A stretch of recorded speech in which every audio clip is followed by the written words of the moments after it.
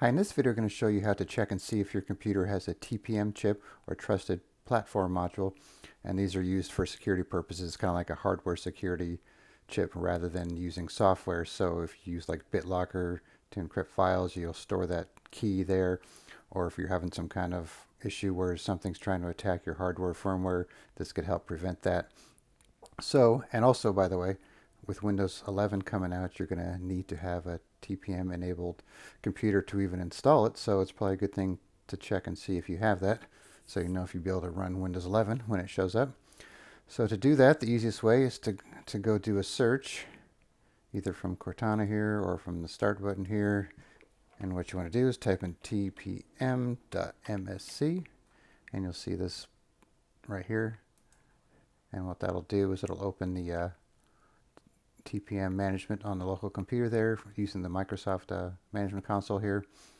And this tells me here, if you look, it says the overview and the status says the TPM is ready for use.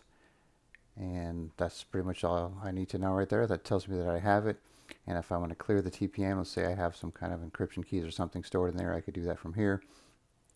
So now what I want to show you now is I have this VM running here, and I ran the same thing there, and this tells you that here's an example of it saying it can't be found.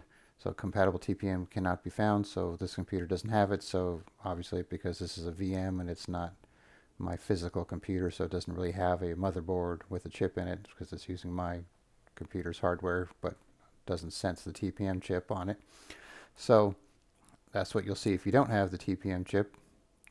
Another thing I've noticed too, certain computers, if when you go and you run this tpm.msc, sometimes it won't find it. So what you could do to get around that, if you just type in MMC for the Microsoft Management Console, open that up, and then what you want to do is you want to add the TPM component here. So we'll go to Add Remove Snap-in, and you just press T, and then look for TPM Management, add it.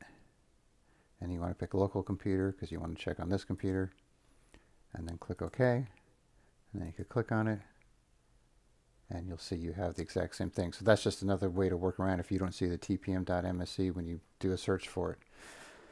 So anyway, so if you don't have a TPM chip and your motherboard supports it, you could actually install a TPM chip, and here's what it looks like, or here's what one looks like.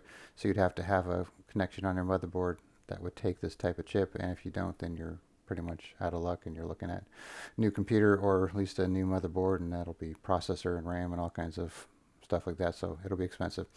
So once again, just tpm.msc from the search, and that'll tell you if you have it or if you don't have it, and then that's pretty much all you need to know. Alright, thanks for watching, and be sure to subscribe.